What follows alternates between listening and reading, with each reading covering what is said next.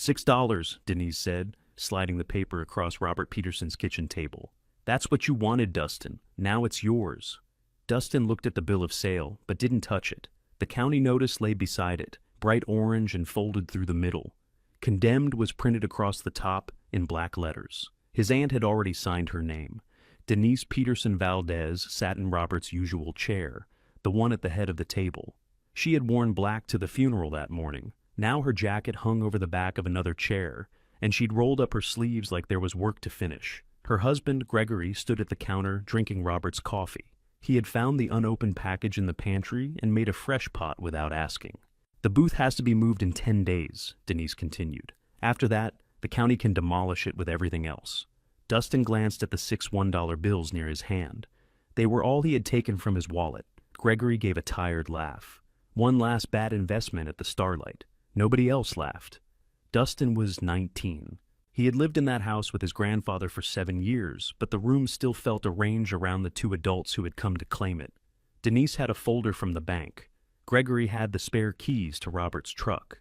Their grown son, Brian, leaned against the doorway with both hands in his coat pockets, looking anywhere except at Dustin. Angel Riley, the estate attorney, sat at the far end of the table. She had spent the last 40 minutes explaining what Robert's will said and what it didn't say. The house passed to Denise under a beneficiary deed Robert had signed years earlier. The accounts named her as payable on death beneficiary. The Starlight Drive-In property, all 50 acres outside town, went to her through the will. Denise was also executor. A development company called Heartland Crossroads had already made an offer on the land, and she intended to accept it. Dustin received Robert's clothing, personal papers, hand tools, and any personal property Denise didn't want. The old ticket booth had not appeared on anybody's list. It was a narrow wooden structure sitting near the entrance lane of the Starlight, its windows boarded in one lower corner, softened by years of rain. Robert had rebuilt it in 2016 after the original booth finally gave way. Dustin remembered carrying him screws and holding boards while Robert measured. He also remembered Robert refusing to call it a shed, even after the drive-in stopped showing regular movies. A ticket booth sells tickets, Robert would say. A shed holds rakes. The county inspector called it unsafe debris. Denise called it a removal expense. Dustin had asked for it before he understood how little else was coming to him. Angel touched the bill of sale with one finger. You don't have to do this today. Yes, he does, Denise said. The property contract has deadlines. The sale hasn't closed. It will. Angel looked at Dustin. If you buy the booth, the demolition order becomes your problem. Moving it may cost more than it's worth. I know. He didn't know.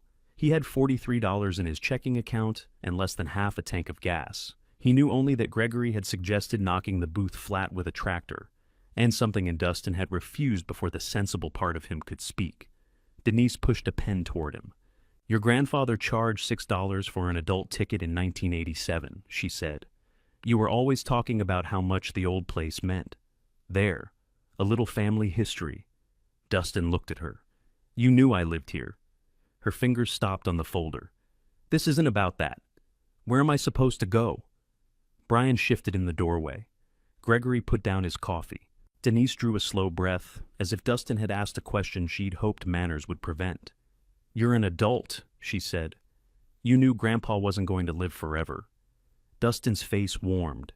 He hated that Brian was there to hear it. He hated that Angel was there, though she was the only person at the table who looked troubled. Most of all, he hated that Denise had called Robert Grandpa. Robert had been her father. The softer word made the sentence sound kinder than it was. I thought there might be time, Dustin said. There is time. Gregory and I aren't throwing you onto the sidewalk this minute. Gregory folded his arms. We need the house cleared before the appraiser comes Thursday. It was Monday afternoon. Denise shot him a look. He can stay tonight. One night, Gregory said. Brian finally spoke. He could maybe stay with us. His father turned. Where? I don't know. The office. The office is full. Dustin knew the room wasn't full. It held a desk, an exercise bike, and 3 boxes Gregory had never unpacked after their last move. Brian knew it too. His offer still landed weakly because he hadn't made it to Dustin. He had made it toward the floor. Denise softened her voice. There are motels. With $43? Angel closed her legal pad. Dustin, I can give you information for emergency housing. Gregory muttered, he has a job.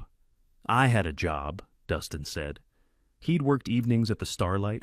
During the last summer, Robert opened the snack bar for weekend events. After that, he helped his grandfather with repairs and picked up short jobs around town. Robert covered the house, groceries, and the old truck's insurance. Dustin had been looking for steady work, but looking felt different when there was still food in the refrigerator. Now the refrigerator belonged to Denise. She tapped the bill of sale. Do you want the booth or not? Dustin signed. Denise counted the money twice, folded it, and placed it in the estate envelope. Then she signed the county transfer form beneath the bill of sale. Gregory shook his head. $6 for condemned lumber. Dustin pulled the papers toward him. It isn't lumber yet.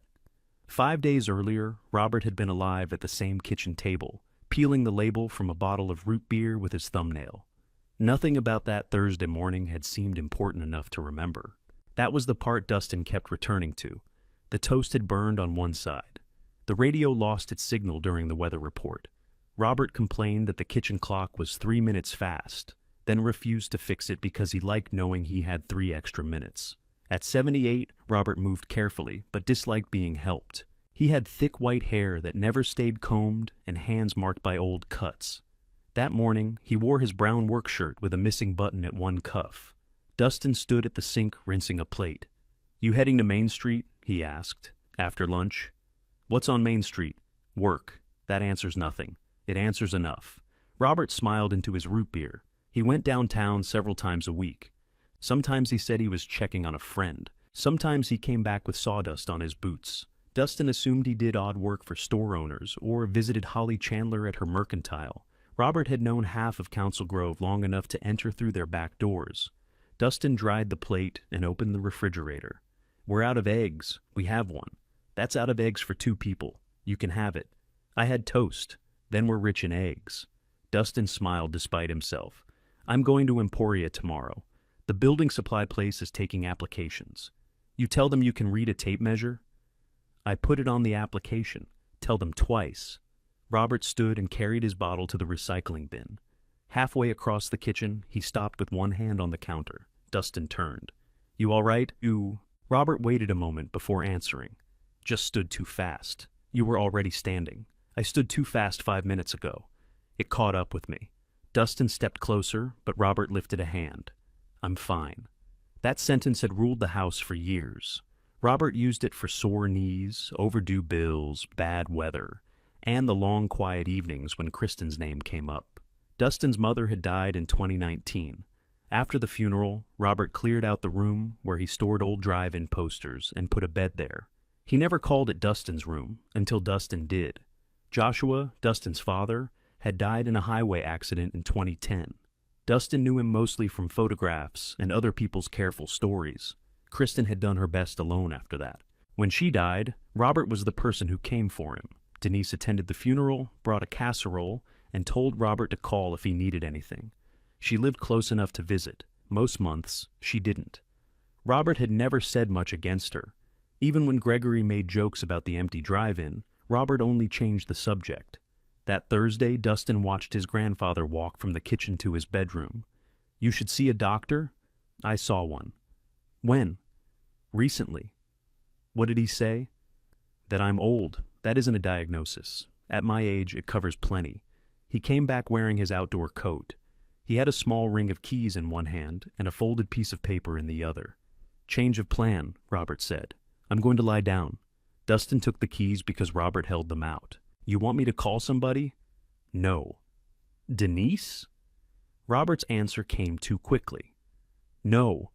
Then he seemed to reconsider. Not yet, he said. Dustin helped him to bed. Robert objected twice and then stopped objecting. His breathing was shallow. Dustin called the clinic anyway. By the time the ambulance arrived, Robert wasn't answering questions. He died at the hospital that evening. Denise reached the emergency room before the doctor came back. Gregory arrived 10 minutes later with a legal envelope tucked under his arm. Dustin noticed it because it seemed strange to carry paperwork into a room where someone had just died. Denise hugged Dustin briefly. Did he say anything? She asked. Dustin thought she meant before he died. He said he was tired. Anything about the house? Or the drive-in? Dustin pulled away enough to see her face. No. Denise nodded. All right. She sat beside Gregory and began making calls. By Friday morning, she had Robert's spare house key. By Friday afternoon, Gregory had photographed every room and placed small adhesive labels on anything he thought should be appraised. On Saturday, Denise met a representative from Heartland Crossroads at the Starlight property. Dustin learned about that meeting when he drove out there and found them beside the locked concession building. The Starlight sat along Route 57, outside Council Grove, where the town gave way to open ground and long grass. The screen tower still rose at the far end of the lot. Its white face had gone gray, streaked by rain and nesting birds. Rows of rusted speaker posts marked the viewing lanes. Robert had removed the old speakers years ago because people kept stealing them. The red Heartland Crossroads pickup looked too polished for the place. A man in a blue shirt stood with Denise and Gregory near the entrance. He held rolled plans beneath one arm. Denise walked toward Dustin before he reached them. "What are you doing here?" "I came for Grandpa's socket set." "You can't just remove things?" "They're his tools. They're estate property." Dustin looked past her. "Who's that?" "A developer. He's been dead one day." Her mouth tightened. The offer existed before he died. Did he accept it?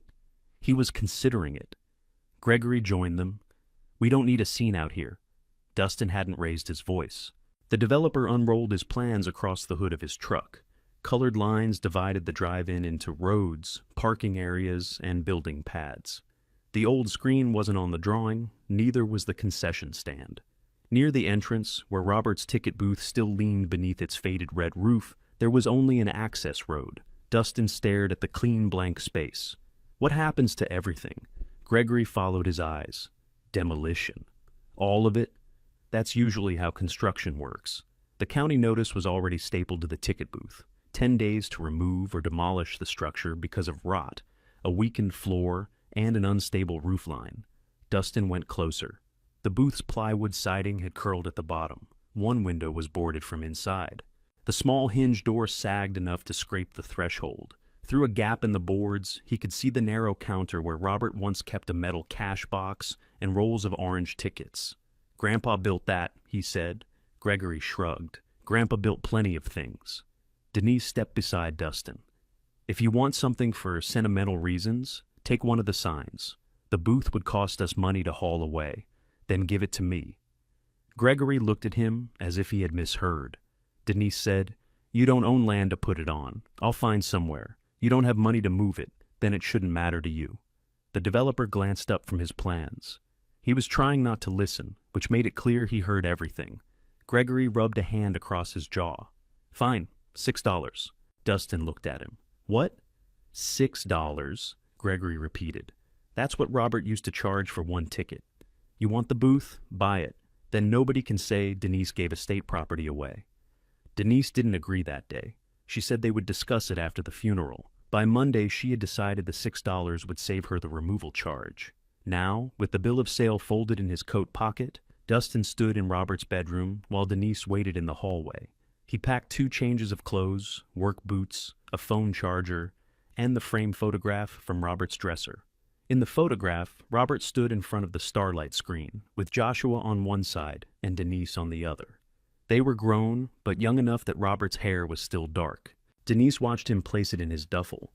"That belongs with the family pictures. It's a picture of my father. It's a picture of all of us. You can have it copied." She almost argued. Then she looked toward the open closet. "Take Grandpa's brown coat, too. It won't fit Gregory." That was as close as she came to kindness. Dustin carried his bag to the truck Robert had let him use. The truck wasn't part of his inheritance. Denise had already listed it for appraisal, but she allowed him to keep it until the next morning. Brian followed him outside. The evening had turned cold, and the porch light shone across the bare patch where Robert's boots used to sit. "Do you have somewhere?" Brian asked. "No. You could ask around." "Thanks." Brian flinched. "I meant I can ask around. Your mother gave me until morning. She's stressed. Grandpa died." "I know. Does she?" Brian looked back at the house. "Don't do that." "Do what?" "Make me choose a side while everybody's upset." Dustin lifted the duffel into the truck bed. You came here on her side. He drove away before Brian answered. There were 2 motels near the highway. The cheaper one wanted $68 before tax. Dustin thanked the clerk and left. He parked near the city lake for an hour, but a sign prohibited overnight parking. He considered calling Holly Chandler, then decided it was too late. He didn't know Scott Frazier well enough to ask for a couch. Scott had worked with Robert, but Dustin had only spoken to him a few times. At 10:30, Dustin drove to the Starlight. The chain at the entrance wasn't locked yet. Gregory had looped it through the posts without fastening the padlock. Dustin opened it, drove through, and closed it behind him. His headlights swept over weeds, cracked pavement, and empty speaker poles. The ticket booth stood just inside the entrance, small enough to look forgotten beneath the open sky. Dustin parked beside it. The door resisted until he put his shoulder against it. Damp wood dragged across the floor. Something moved in the dark, and he stepped back quickly, but it was only a field mouse escaping through a hole near the wall. He used his phone light. The booth smelled of wet plywood and old dust. Leaves had blown under the door. A strip of ceiling panel hung loose above the counter. The floor dipped under his right boot, and rainwater had collected in one corner. The county hadn't exaggerated every problem. Dustin set down his duffel and pressed both hands against the counter. It stayed firm. The wall framing looked better above the rotten lower boards. Robert had built the cabinet along the back with Scott, fitted tightly into a space barely wide enough for one person to turn around. A gust struck the booth. The loose roof panel lifted with a hard clap. Dustin went outside and found a blue tarp behind the concession building. He dragged over 2 concrete blocks, climbed onto the truck's tailgate, and stretched the tarp across the weak side of the roof. The wind fought him. One block slipped and nearly took his fingers with it. When he finished, the tarp sagged badly, but the panel stopped lifting. He sat inside the booth with his back against the cabinet. Robert's coat covered his knees. His duffel served as a pillow. This was what $6 had bought him. A condemned box on land his aunt was selling, with 10 days before the county could crush it. His phone showed 11:14. He opened Scott Frazier's number, which Robert had written on a card near the kitchen telephone months earlier. Dustin had added it to his contacts without knowing why. He typed a message, erased it, and called. Scott answered after 4 rings. Dustin? I'm sorry it's late. Are you all right? Dustin looked at the boarded window, the wet floor, and the orange notice moving in the draft. No, he said, but I bought Grandpa's ticket booth. There was a pause. You bought what? The booth at the Starlight. Denise sold it to me for $6. I have 10 days to move it. Scott was quiet again, but this silence felt different. He knew exactly which booth Dustin meant. Where are you now? Inside it? At the drive-in? Yes. Scott let out a breath. Don't touch the wiring. Robert disconnected most of it, but most isn't all. I need somewhere to put it. I've got space behind my workshop. Dustin sat up. You do? Enough if we clear the scrap racks. Moving it is the harder part. I'll work. I can pay you when I find a job. I didn't ask for money. Everybody asks eventually. Scott didn't answer that. I'll bring the flatbed at 7. Dustin looked at the narrow cabinet beside him. The wood was scratched, swollen near the floor, and still solid where Robert's hands had fitted the joints. Why would he build something this carefully if it was only going to sit out here? Scott took a moment before replying. That's a good question, he said. Tomorrow, we'll take a closer look. The call ended, and the booth went quiet except for the tarp rubbing against the roof. Dustin slept for perhaps an hour at a time. Every passing truck woke him. The booth shifted in the wind, making small wooden complaints around him. At 4 a.m, cold water found its way through the tarp and landed on his forehead. By 6, he had stopped trying to sleep. He walked the drive-in lot while the eastern sky turned pale. He checked the booth from every side and made a list on his phone. Rotten bottom boards, loose roof edge, broken door hinge, one cracked pane behind the plywood. The whole structure leaned slightly toward the entrance road. It was more damage than he could fix in 10 days. That didn't mean he had to fix it there. He decided on one thing. The booth would leave the Starlight that morning. Whatever came after could wait. Scott's truck arrived at 6:53, pulling a flatbed trailer with low sides. A red hydraulic jack, timber blocks, and several heavy straps lay across the bed. Scott climbed out wearing coveralls over a gray sweatshirt. He was a broad man with a close brown beard and sawdust caught in the cuffs of his clothes. At 44, he moved with the careful speed of someone who worked around blades and heavy machinery every day. His first look was at Dustin. His second was at the booth. "You really slept in there?" "Some." Scott walked to the door and looked inside. "I told you not to touch the wiring." "I didn't." "Good. I put a tarp on the roof. I see that." "That count as touching the wiring?" Scott gave him a level look. "You always this lively without coffee?" "There's a coffee maker in the concession stand. There's also probably something living in it." Scott brought 2 paper cups from the truck. He handed one to Dustin, then crouched beside the lowest corner of the booth. "Robert and I put treated runners under this," he said. "They should still be there." "You helped build the whole thing?" "The cabinets and counter. He framed most of the shell before he called me." "Why'd he rebuild it after the drive-in was already slowing down?" Scott scraped away dirt with a pry bar. "Because the old booth fell apart." "That's the reason he gave?" "It's the reason he needed." Dustin waited for more. Scott found the edge of a timber runner and tapped it with the bar. The sound was firm. "He liked having projects," Scott said. "After your grandmother died, he liked them even more. A job gave him somewhere to be." Dustin had never known his grandmother. There were pictures of her behind the concession counter, smiling through the old ticket window, but Robert rarely spoke about that part of his life. Scott moved to the other side. "This runner's sound, too. That helps. Can we lift it?" "We can try. First, we need to know whether it'll stay together." They removed the plywood covering the windows. One pane was intact. The other had a crack running from the upper corner to the middle. Scott covered both sides with packing tape, then screwed the plywood back over it. Dustin cleared leaves and trash from the floor. Beneath the counter, he found an old plastic flashlight, 2 faded rolls of tickets, and a paper cup that had become soft with damp. The cabinet doors stuck but opened when he pulled hard. One held a bundle of electrical cable. The other held a mouse nest made from ticket stubs and strips of insulation. Scott leaned through the door. "Don't reach into that. I wasn't going to. You had your hand 6 inches from it. I was looking." "Look from farther away." They carried the nest outside with a shovel. Scott disconnected the remaining power line at the rear wall and capped it, though the line had already been cut near the old service pole. By 8, the sun was above the screen tower. The cold eased, and Dustin took off Robert's coat. He folded it over the passenger seat of the truck. Scott noticed the labels Gregory had placed on the dashboard and door frame. "They taking the truck?" "This morning." "You tell Denise where you slept?" "No." "You should." "Why?" So she has to hear herself answer. Dustin closed the door harder than he meant to. She already answered. Scott didn't push. He set the jack beneath the front runner and pumped the handle. The booth rose an inch. Dust and dry dirt broke away beneath it. Dustin slid a timber block under the runner. "Hands on the sides," Scott said. "Never under." They repeated the work at the back, raising each corner a little at a time. The weak wall creaked when they reached 3 inches. Scott stopped. "Inside. Lower left corner. Tell me if that brace moves." Dustin crouched beside the cabinet. A diagonal support ran from the floor toward the doorframe. "Ready." Scott pumped once. The brace pulled away from the wall by the width of a fingernail. It moved. Scott lowered the jack. For several minutes, neither of them spoke.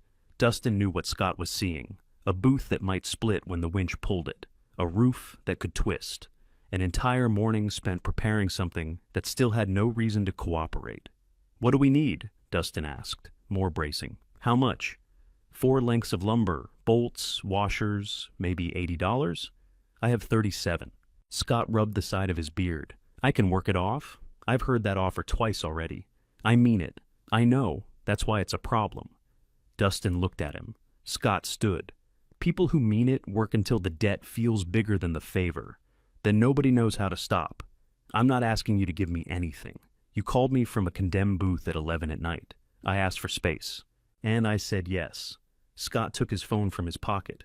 He called the lumberyard and ordered what they needed under his business account. Dustin started to object. Scott held up one hand. "You can help me finish a walnut reception desk this week. It's due Friday, and my regular helper is out with a bad shoulder. We'll count hours. Fair?" "Fair. This doesn't make you my employee. I can't afford another employee." "Understood. And if you sand through the veneer, you owe me more than $80. Scott drove to collect the lumber. Dustin stayed with the booth, removing loose trim and marking the sound sections with a pencil. A black sport utility vehicle entered the lot before Scott returned. Denise was driving. Gregory sat beside her, and Brian was in the back. They parked near Robert's truck. Gregory got out holding the spare key. We agreed on 9. Dustin checked his phone. It was 8:41. I'm not stopping you. Gregory examined the jack and timber blocks. Where did these come from? Scott? You called Fraser? Yes. Denise stepped out. Her funeral clothes were gone. She wore jeans and a cream sweater, as if this were a normal family errand. You should have asked before bringing somebody onto the property. I own the booth. You don't own the ground under it. The chain wasn't locked. That doesn't mean the place is open. Brian looked inside the booth. You stayed here? Dustin kept tightening a screw in the loose door trim. Denise stared at the folded coat in the truck. You could have called. You told me there were motels. I didn't tell you to sleep in this. You didn't ask where I went. Gregory opened the driver's door of Robert's truck. We're not doing this again. He removed Dustin's bag from behind the seat and set it on the ground. Then he took the appraisal labels from the dashboard and slid into the driver's seat. Robert's coat was still on the passenger side. My coat, Dustin said. Gregory picked it up by the collar and held it through the window. Dustin took it. Denise opened her purse. I can give you some money for a room. Dustin looked at her hand but didn't take the wallet. A loan? He asked. No. Estate money? My money. Then no. Don't be childish. I bought the booth. I'm moving it. That's what you wanted. What I wanted was for you to be reasonable. Gregory started the truck. The engine gave the familiar rough shake Robert had never gotten around to fixing. Denise lowered her voice. There's no prize for making this harder. Dustin put on the coat. I'm not trying to win anything. Scott returned with lumber tied above the bed of his truck. He slowed when he saw the family. Gregory drove away in Robert's truck without greeting him. Denise watched Scott park. You understand that structure is condemned. Scott climbed out. I understand the order says it has to leave this property. If it falls apart on the road, that's not the estate's responsibility. It won't be on a public road unless it's secured. Heartland Crossroads is sending another survey crew tomorrow. I need the entrance clear. It'll be clear today. She looked from Scott to Dustin. Make sure it is. Brian remained near the booth after his mother returned to the vehicle. You need a ride? He asked Dustin. I have one. You gonna stay at Scott's? Dustin glanced at Scott, who was unloading lumber and pretending not to hear. I'm working that out. Brian nodded. He placed one hand on the counter through the doorway. I remember this being bigger. You were bigger than me, not by much. By 7 years. Brian brushed dust from his palm. My parents are under pressure with the land sale. From who? The buyer. The bank. I don't know. What bank? Brian's face changed. It was small, but Dustin saw it. I just mean everybody has bills. You said the bank. I don't know their business. Then why did you say it? Denise called from the vehicle. Brian, he stepped away from the booth. Be careful with Scott, he said quietly. He has reasons to keep close to anything Grandpa owned. What reasons? But Brian was already walking back to the vehicle. Scott waited until they left. What was that about? He says you have reasons. I do. Dustin studied him. Scott placed 2 boards against the booth wall. My workshop is in the basement of the Bellwether building. Robert was my landlord. If Denise gets control of the building, I need to know what happens to my lease. Dustin frowned. What building? The limestone one on Main? Chandler's Mercantile is on the ground floor. I thought you rented your workshop from Holly. No, Robert owned the building. Dustin thought of the will reading, the house, the accounts, the drive-in, and the list of personal property. Angel had never mentioned a building on Main Street. Are you sure? I've written rent checks to him every month since 2015. Denise didn't say anything about it.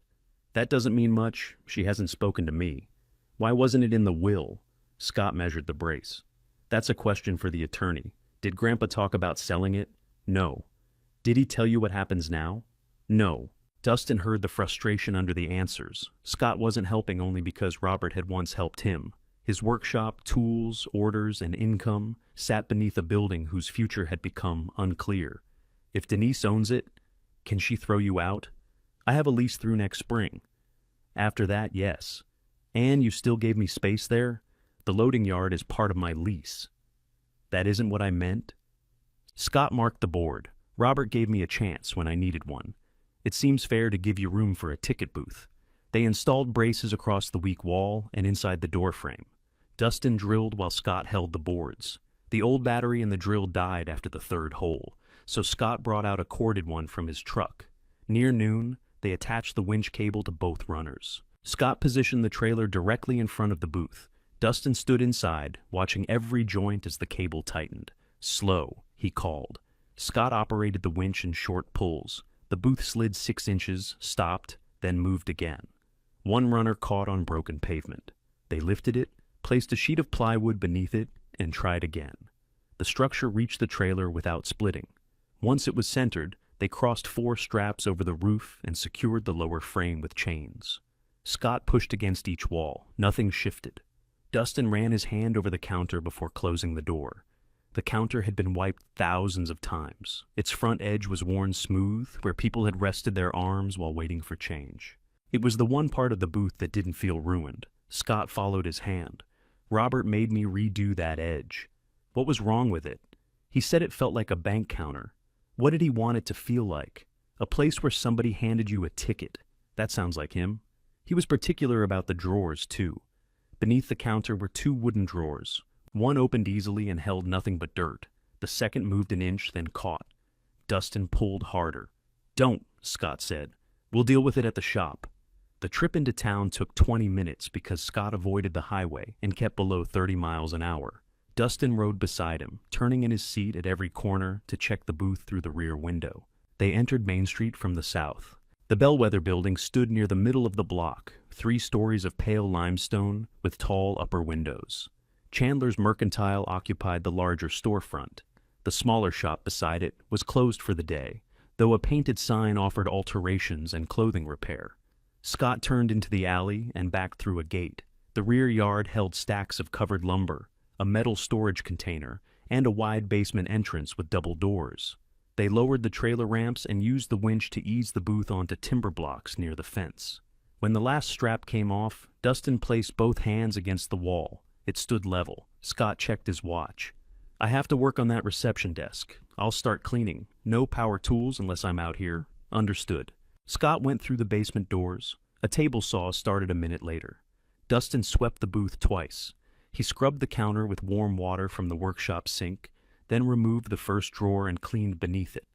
The stuck drawer still bothered him. He knelt and shone the old flashlight into the cabinet. The runners were straight. Nothing obvious blocked them. He pressed upward on the drawer while pulling. It moved another inch and stopped.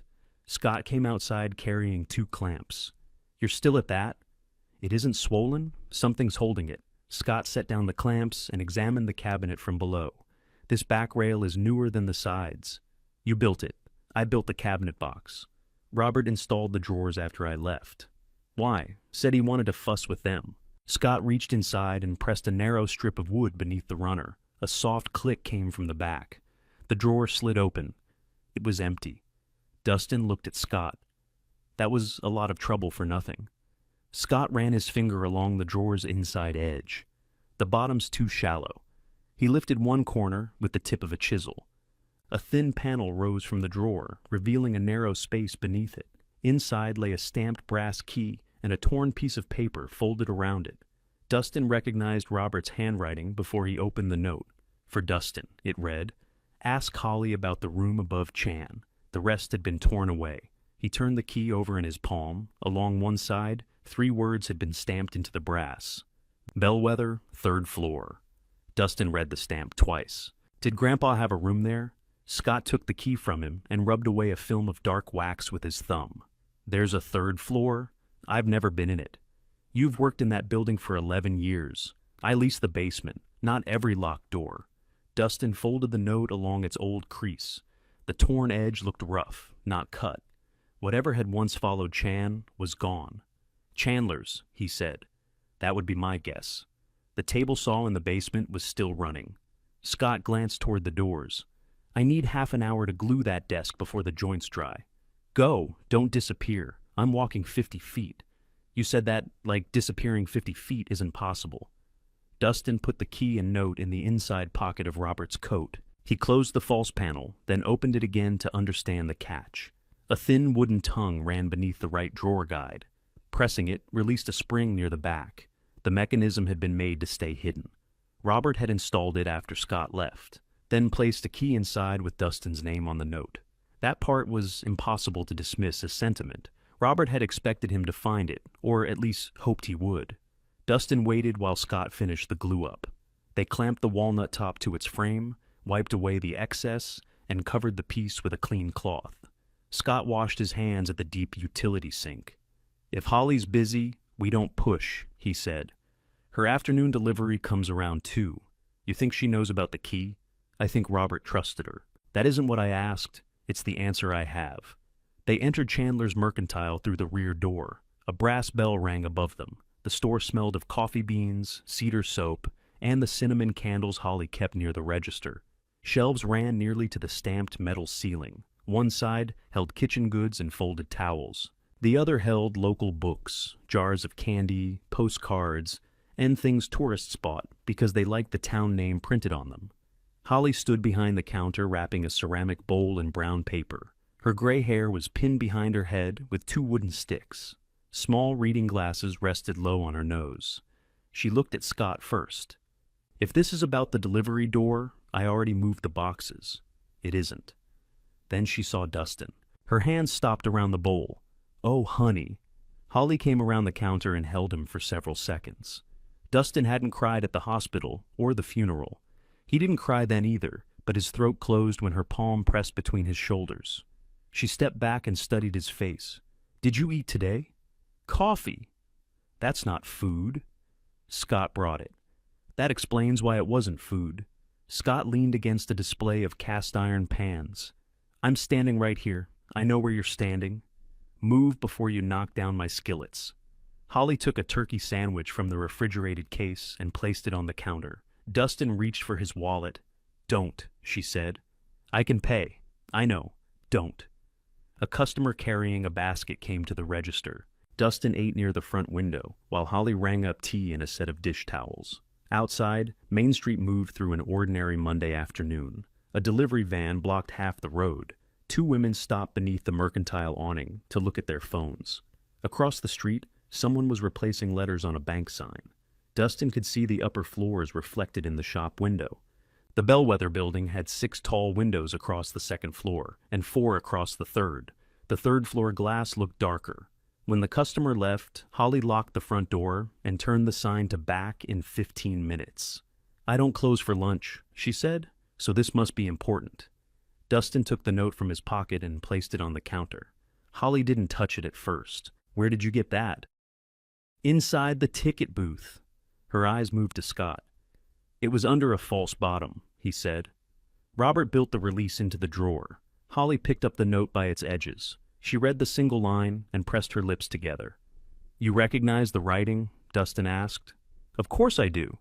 "Did he tell you he left something there?" "No." "Did he talk about a room upstairs?" Holly removed her glasses and cleaned them on the edge of her blouse, though the lenses weren't dirty. Robert talked around things. He could make a plain answer take half a year. "What did he say?" She put her glasses back on. "Show me whatever else you found." Dustin placed the brass key beside the note. Holly inhaled softly. She turned the key so the stamp faced the light. "That's an old building key. You've seen it?" "Not this one." "The stamp matches the others Robert used." Scott straightened. "Others?" "Basement, storefronts, rear entrance. He had them made by a locksmith in Manhattan because he didn't like the new blanks from the hardware store." "You knew he owned the building?" Dustin said. "I've known since I signed my first lease. Why didn't Denise?" Holly looked toward the locked front door. "You'll have to ask her." "I did. Not about this, but about what Grandpa owned. The building wasn't mentioned. That doesn't mean she knew. She's executor. That still doesn't mean Robert told her everything." Dustin heard the caution in Holly's voice. It wasn't fear exactly. She had run a business on Main Street for 30 years and knew how quickly a private argument could become public talk. She also had a store beneath whatever Robert had hidden. "What did he say about me?" Dustin asked. Holly slid the key back across the counter. "Not much until your mother died. After you moved in, he said you noticed when things needed doing. That sounds like something he'd say about a mop. It was high praise from Robert. Did he say the building was mine?" No. The answer came cleanly. Dustin looked down at the note. Holly reached across the counter. He said he'd set something aside for the boy. Those were his words. He said it more than once. When? The first time was years ago. The last time was in March. What did he mean? He wouldn't tell me. Did you ask? Many times. Scott looked upward toward the ceiling. Did he mean something in this building? I believed he did. Why? Holly hesitated. Because every time he said it, he looked at those stairs. The stairs were behind a narrow door near the rear stockroom. Dustin had passed them without noticing. Holly took a ring of keys from beneath the register and unlocked the door. A dim landing waited beyond it. One flight went down toward the basement. Another climbed beside the limestone wall. I have a delivery coming, Holly said. We look, then I come back down. Dustin followed her. Scott came last and pulled the door closed.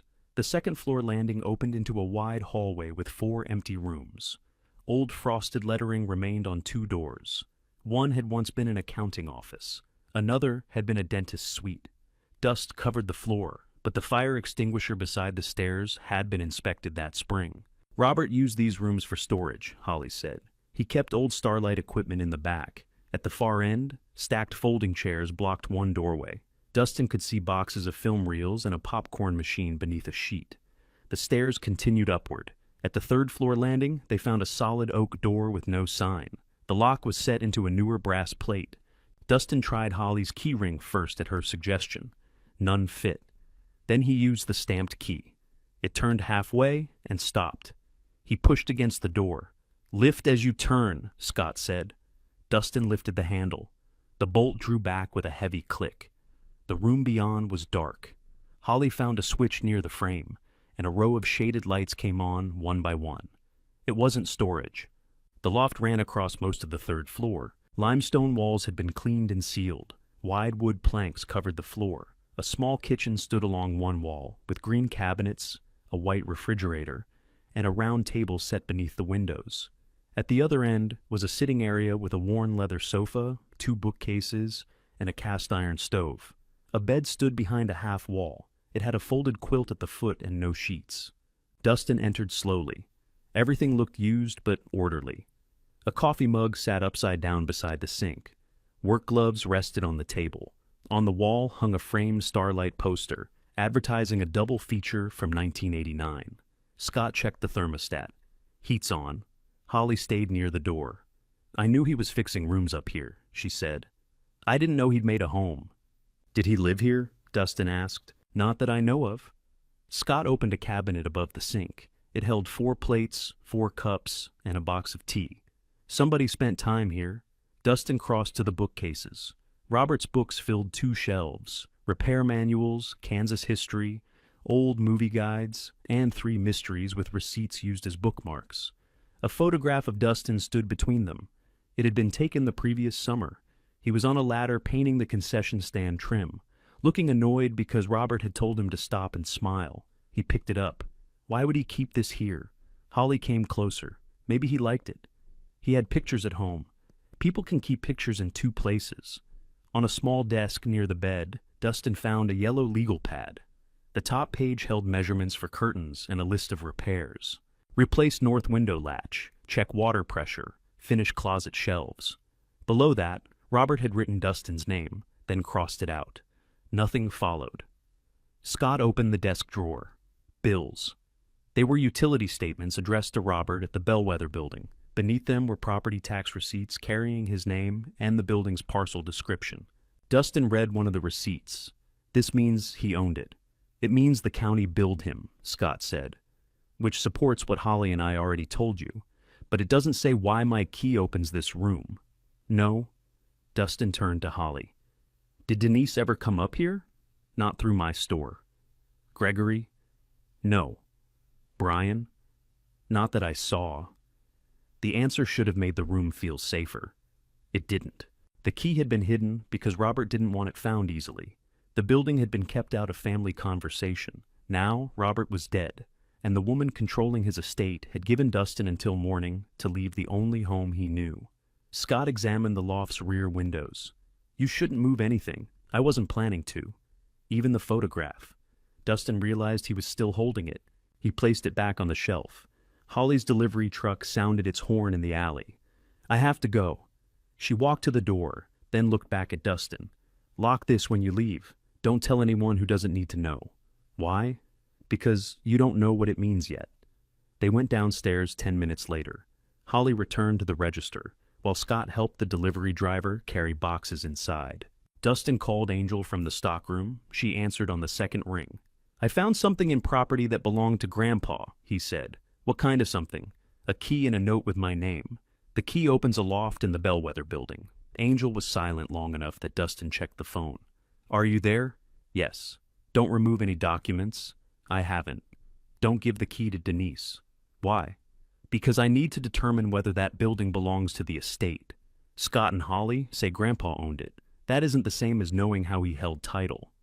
What does that mean? It means he could have owned it personally, through a company or through a trust. It also could have been transferred before his death. To who? I don't know. Dustin lowered his voice. Why wasn't it read with the will? Because the building wasn't on the asset summary Denise provided. Did you know about it? I knew Robert had business downtown. I didn't prepare the property list. Who did? Denise and Gregory brought it to the meeting. Dustin looked through the stockroom door. Scott was stacking cartons while Holly checked the invoice. What do I do? Bring me the note and key tomorrow morning. I'll pull the county records before you arrive. After the call, Dustin returned to the yard. He found a bucket and began washing the outside of the ticket booth.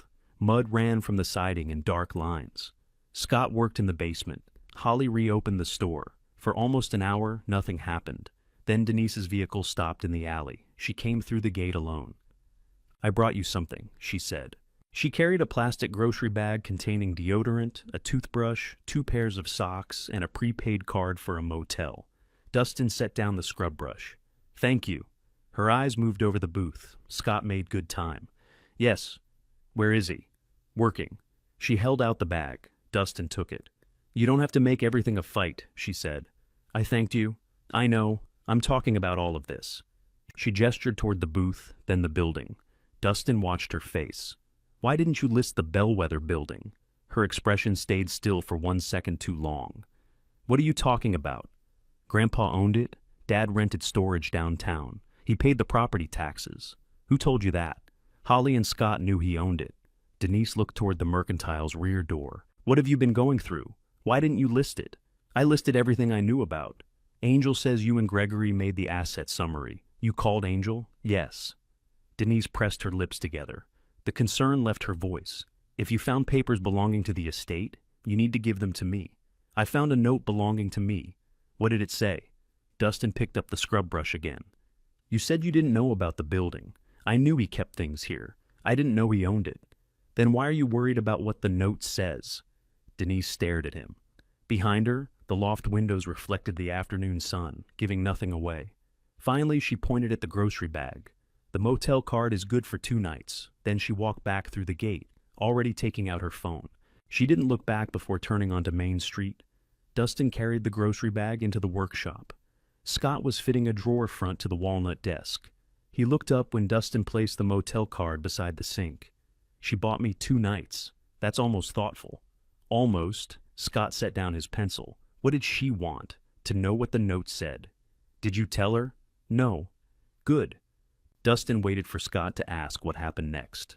Instead, Scott handed him a sanding block and showed him how to work along the grain without rounding the corners. They stayed until 7. The repetition helped. Measure, check, sand, check again. The walnut dust smelled warm and faintly sweet.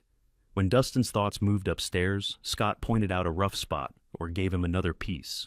Holly brought down soup in 2 lidded containers before closing her store. You're both too thin, she said. Scott looked at his stomach. That's plainly untrue. Then Dustin can have yours. She left without mentioning Denise. Dustin ate at Scott's workbench. Afterward, Scott drove him to the motel at the edge of town. The room had a humming air conditioner, a stiff brown blanket, and a television remote held together with clear tape. It was still the safest place Dustin had slept since Thursday. He set the brass key and Robert's note on the bedside table. At 9:16, Brian called. Dustin let it ring twice before answering. Did you tell Mom about the building? Brian asked. She came to see me. She says Holly and Scott are putting ideas in your head. They showed me a door. What door? You don't know? No. Dustin could hear Gregory speaking in the background. Brian moved somewhere quieter. Mom wants you to stop going through Grandpa's things until the estate inventory is done. The things I found had my name on them. What things? If she didn't tell you, ask her. This is what I mean. Everybody's talking around each other. Then say what you called to say. Brian went silent. Finally, he said, "Be careful. Dad thinks you're trying to interfere with a drive-in sale. How would a room downtown interfere with 50 acres outside town?" "I don't know. You keep saying that." "Because they don't tell me everything." Dustin looked at the note. "Why did they bring you to the drive-in this morning?" "To get the other vehicle home." "They had 2 drivers." Brian didn't answer. "They wanted you to watch me," Dustin said. "That's not fair. Is it wrong?" Another silence. Brian lowered his voice. "Dad said you might take something and claim you found it in the booth." Dustin sat upright. "He said that before or after I found the key?" "Don't twist it. Did he know I found a key?" "No. I didn't know until now." Dustin closed his eyes. He had given Brian more than Brian had given him. "Forget I said that." "Dustin." He ended the call. The next morning, Scott picked him up before 8. Holly was sweeping the sidewalk when they arrived. She lifted one hand but didn't come over. Angel's office stood 2 blocks from the courthouse above an insurance agency. Dustin and Scott climbed a narrow flight of stairs to a waiting room with 3 blue chairs and a table covered in old farm magazines. Scott stopped at the door. "I'll wait downstairs. You can come in. This is family business. You're already in it." Scott considered that, then followed him. Angel had printed a stack of county records and spread them across a small conference table. She wore a green blouse and had tied her hair back. 2 cups of coffee sat near her laptop, both untouched. Dustin placed the key and note in front of her. She read the note without moving it, then examined the stamp on the key. "Who else has handled these?" "Scott." Holly held the note. "Denise?" "No." Angel took several photographs with her phone. "Tell me exactly where you found them." Dustin described the false drawer, including the hidden release beneath the runner. Scott explained which parts of the cabinet he and Robert had built and which parts Robert finished alone. "When was that?" Angel asked. 2016, Scott said. "Late summer. I can check my job calendar for the week." "Do that. Keep the original calendar." "What does the cabinet matter?" Dustin asked. "It helps establish that the hiding place existed years before Robert died. If this becomes a dispute, timing matters." Angel turned one of the county records toward him. The page showed a photograph of the Bellwether building, its parcel number, and a short property history. "Robert bought the building in 1994, she said. "He paid $72,000. "By himself?" "That deed lists only him." Scott leaned over the page. "No mortgage?" "The county record doesn't show one now. There was a bank lien in the 90s. It was released in 2006. "So he owned it outright," Dustin said. "He did by then." Angel placed another page beside it. "This is where it gets less clear. There's a transfer notation from 2013, but the scanned document isn't available through the public portal. The index identifies Robert as grantor and then identifies him again as trustee." "Trustee of what?" "It doesn't include the trust name in the index. Could Denise be in it? She could. So could you. So could a charity. The public record tells us a deed was filed, not what the private trust says." Dustin looked at his name on Robert's note. "Can you get the deed?" "I ordered a certified copy from the county recorder. It may be ready this afternoon." Scott pointed to the tax address. "This is the building itself." "Yes." Robert had the bills mailed there. "To the Loft," Dustin said. "Possibly." Angel folded her hands. "I need you to understand something. Finding a key doesn't give you ownership. Robert's note shows he intended you to find the room. It doesn't tell us what he intended you to receive. Then why hide it? I can't answer that yet. Denise wants me to stop looking. I spoke to her attorney this morning." Dustin looked up. "She has another attorney?" "She retained separate counsel last night." "What for?" "To advise her as executor." "I thought that was your job." "I represented Robert in some estate matters. Denise assumed I would handle the probate filing, but I haven't agreed to represent her personally. Now that your interest may conflict with hers, I won't." "Did you tell her about the trust notation?" "I told her the building may be an omitted asset. Her attorney said that if Robert still controlled it when he died, Denise intends to include it in the estate. And then she gets it? Under the will's remaining property clause, she may argue that. Dustin felt the room narrow around the table. What am I supposed to do with a note and a key against that? Find out what Robert left in the room. Angel slid the key back to him. Take photographs before you move anything. Have Holly and Scott present. If you find legal papers, call me. They returned to the Bellwether building just before 10. Holly had 3 customers in the store. She listened while ringing up a bag of coffee and didn't react until the last customer left. A trust, she said. A possible trust, Scott corrected. Holly removed the cash drawer and locked it beneath the counter. I'm going upstairs. You have a store open, Dustin said. I also have 30 years tied to this building. She turned the sign to back in 15 minutes again. Upstairs, the loft looked exactly as they had left it. Dustin photographed the door before opening it, then recorded the room slowly from the threshold. Scott checked the windows. Holly opened the kitchen drawers. They searched without taking anything out of the loft. The desk held bills, receipts, pencils, and 2 blank notebooks. The bookcase had no loose panels. The kitchen cabinets held dishes and dry food well past its date. Dustin checked beneath the bed and found 3 flat storage boxes. One held old Starlight programs. Another held Christmas decorations. The third contained curtain fabric, still folded around the store receipt. Scott studied Robert's repair list. Finish closet shelves, he read. The closet stood behind the half wall near the bed. Dustin had opened it the day before and seen coats, a broom, and several rough pine shelves. Scott removed the coats. Those aren't unfinished? What? The shelves. They're finished. He ran his hand along the front edge. Sanded, sealed, fixed to the cleats. Robert wouldn't have left that line on the list. Maybe he forgot to cross it out. Robert crossed out, by T. Holly stood in the closet doorway. He did enjoy an accurate list. Dustin took out his phone and photographed the shelves. He removed the broom and a cardboard box of cleaning supplies. The back wall had been covered in narrow wood panels. All were the same width, except one near the floor. That panel was half an inch narrower, with a dark line along its right edge. Scott tapped it with one knuckle. The first knock sounded solid. The second sounded hollow. He looked at Dustin. There's space behind it. They searched for a latch. None was visible. Dustin pressed the corners, then pulled on the lowest shelf. It didn't move. Holly crouched and pointed to a small knot in the wood. That's too round. Dustin pressed it. The knot sank beneath his thumb. The narrow panel released and tilted forward. Behind it was a steel safe set into the stone wall. It was small, about the size of a microwave, with a turning dial and a brass handle. No manufacturer's label remained on the front. Scott took out his phone and began recording. Don't touch the dial yet. Dustin kept his hands at his sides. Did either of you know this was here? He asked. No, Scott said. Holly shook her head. They photographed the safe, the panel, the closet, and the shelf mechanism. Dustin called Angel. Is it locked? She asked. Yes.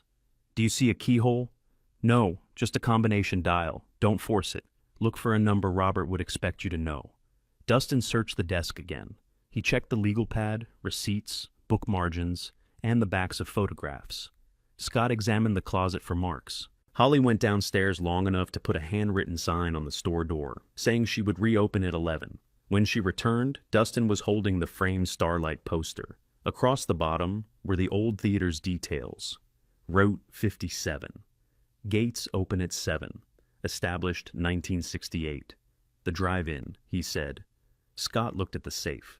4 numbers. Dustin knelt before the dial. He turned it carefully, following the standard sequence Angel had described over the phone.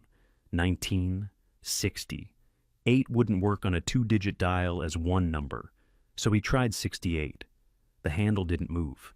He tried 68, 19, then 68 again. Nothing. Holly stood behind him. Robert's father opened the Starlight in 1968. Robert always said the year together, not split apart. Dustin reset the dial. He tried 19, 68, 19. The brass handle moved. Nobody spoke. Dustin pulled it down and opened the safe. Inside sat a coffee can with a plastic lid, a thick document envelope, a folded deed, and a smaller envelope with his name written across it. The coffee can was heavy. Through a crack in the lid, he saw the edges of old silver dollars. Scott kept recording as Dustin lifted out the document envelope. On the front, Robert had written Bellwether Trust, signed original. Dustin placed it on the closet floor and opened the flap. The first page had been notarized in 2013. Robert's signature appeared above a raised seal. Dustin read the title, then the first paragraph, but the words ran together. "Find the beneficiary page," Angel said through the phone.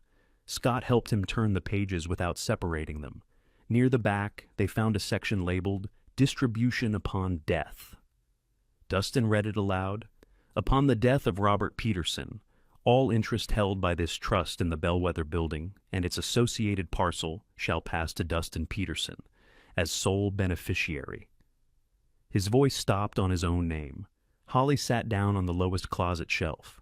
Scott lowered the phone slightly, then raised it again. Angel spoke from the table where Dustin had placed his phone. "Keep reading." The next line stated that no executor of Robert's general estate had authority to sell, transfer, mortgage, or manage the Bellwether property after his death. Dustin looked at the smaller envelope. Robert's handwriting covered the front. "For Dustin alone. Read when you know the building is yours." He didn't open it. Beneath the trust lay the matching deed, transferring the building to Robert as trustee. The parcel number matched Angel's county record. Dustin sat on the floor with the papers across his knees. "Does this mean Denise can't take it?" Angel answered carefully. "If these originals are valid, and if the trust wasn't revoked or replaced, the building passed to you when Robert died." Holly covered her mouth with one hand. Scott looked around the loft as if its walls had moved. Dustin held the page carrying his name. That morning, he had entered Angel's office with a key to a room he didn't understand. Now, he might own the entire building around them. But the word might mattered. Denise had retained an attorney. She had already moved to pull the property into Robert's estate. Angel told them to leave the silver dollars and letter in the safe.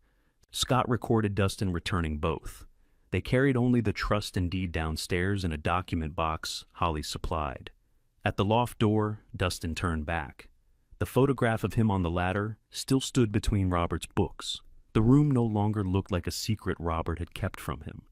It looked like a decision Robert had made for him, and one the rest of the family was already preparing to fight. He locked the door and carried the document box downstairs.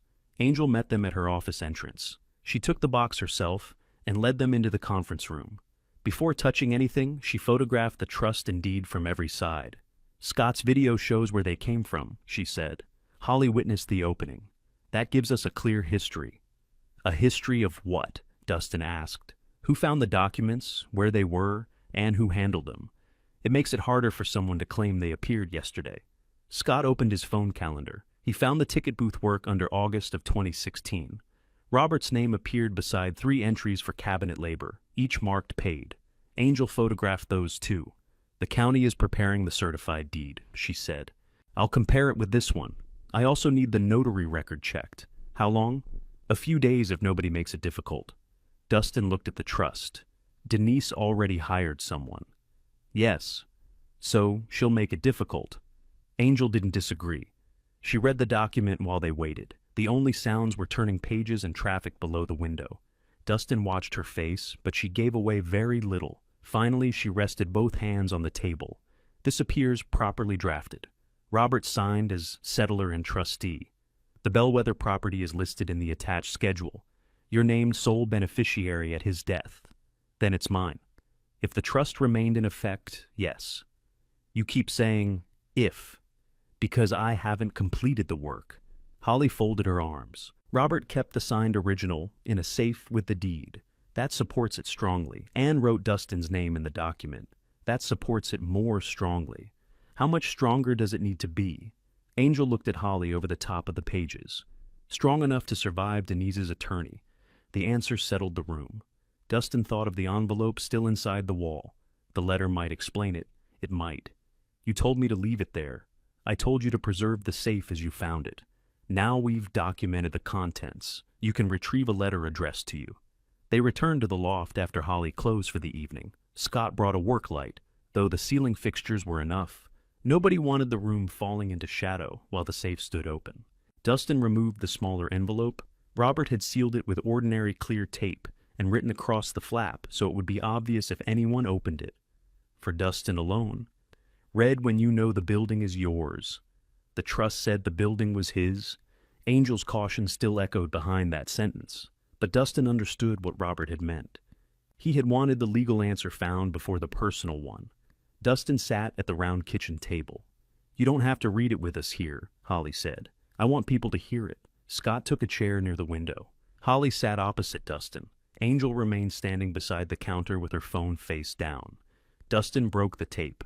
The letter covered 4 pages of lined paper. Robert's handwriting grew tighter near the bottom of each page, then opened again at the top of the next. Dustin began quietly. "Dear Dustin, if you're reading this in the loft, then you found the booth key, and you were stubborn enough to follow it. I counted on that." Scott looked down at his hands. Dustin continued. "The building is yours. I bought it in 1994 because Main Street had enough empty windows already. Holly took the first storefront in 1996, and she kept her lights on when plenty of others went dark. Scott came later and made the basement useful. The rent paid for repairs. I kept the place because it worked better as a home for honest work than it ever would as quick money." Holly removed her glasses and held them in her lap. The next paragraph began with Denise's name. Dustin stopped. Angel said, "Take your time." He read on. "In 2007, Denise and Gregory asked me for $150,000 to open a hardware franchise. They had a plan, a location, and promises from people wearing clean shirts. I loaned them the money. I put the loan in writing because family memory changes when money is involved." Holly's eyes lifted to Angel. Dustin's mouth had gone dry. "The business failed in 2009. Most of the money was gone. They did not repay the loan. I did not take their house or chase them through court. Denise was my daughter before she was my debtor, and I decided keeping the family standing mattered more than making the account even." Dustin remembered Brian saying the bank was applying pressure. He remembered Gregory carrying a legal envelope into the hospital, and Denise asking about the drive-in before Robert's body had been moved. Robert's letter continued. "I learned something from that loss. Money given without a keeper can vanish, even when everybody begins with good intentions. After Joshua died, I worried about what would remain for you if everything I owned passed through the same hands. Your mother loved you and carried more than she should have carried alone. I couldn't promise what life would spare. I could promise you one door that nobody else could close." Dustin pressed the page flat with his palm. "In 2013, I placed the Bellwether building into a trust for you. I kept it quiet because I did not want it borrowed against, traded, or used to settle an old disappointment.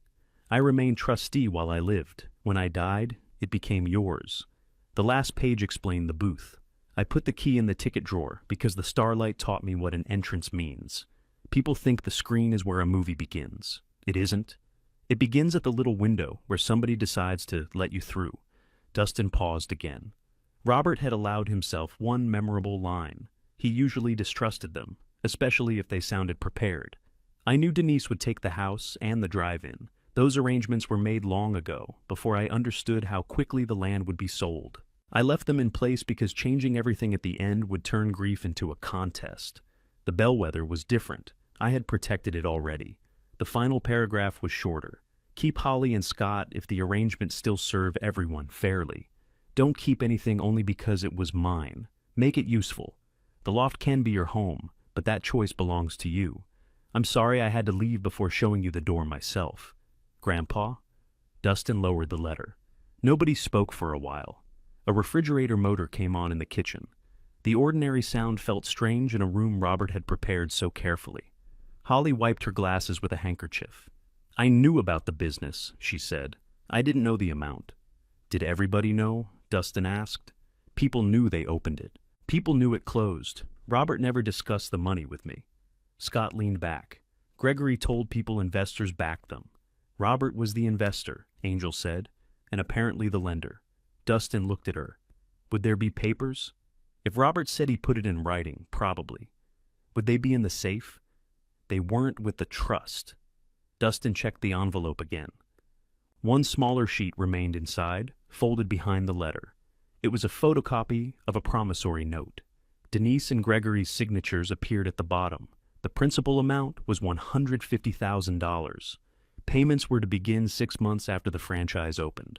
A handwritten notation in Robert's writing crossed the upper corner. No payments received. Collection waived personally, but history retained for trust purpose. Angel read it without taking it from Dustin. "This isn't an active collection demand," she said.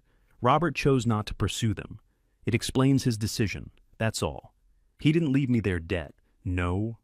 He left you a record of why he separated the building." The sound of a key turning downstairs carried through the floor. Holly stood. "I locked the shop." Scott moved toward the loft door. Footsteps climbed the stairs. Denise's voice came from the second-floor landing.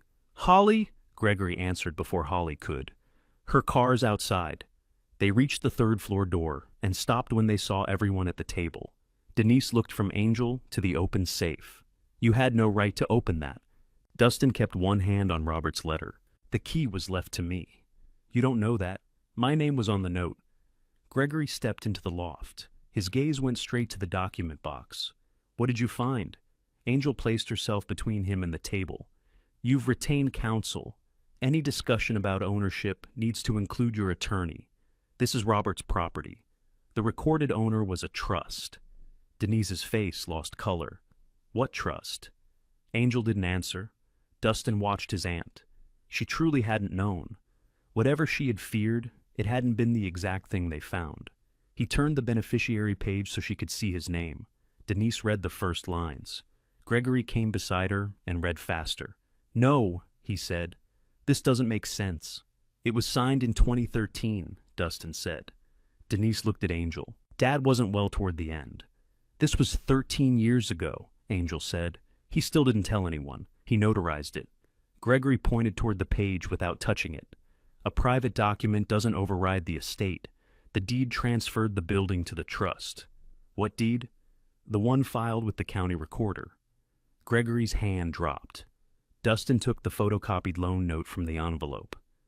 Grandpa explained why. Denise saw her signature before Dustin said anything. She pulled out a chair but didn't sit. "Where did you get that?" "It was with his letter.